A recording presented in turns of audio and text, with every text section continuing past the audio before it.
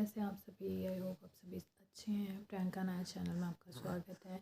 आज मैं देने जा रही हूँ आपको बेबी टिप। अगर आपका बच्चा आपके बच्चे को कफ एंड कोल्ड होता है तो आपने क्या करना है, अपने बच्चे को जब भी आप नहलाते हैं उस नहलाने के बाद अगर आपका बच्चा छोटा है तो उसको शहद टेस्ट करवा देना है।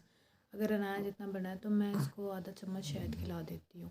इससे क्या होता है, बच्चे को जो कफ एंड कोल्ड है वो नहीं होता सर्दियों में, ठीक है।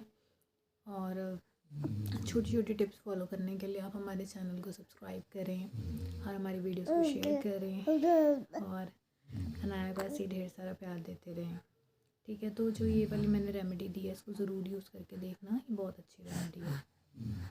Thank you so much.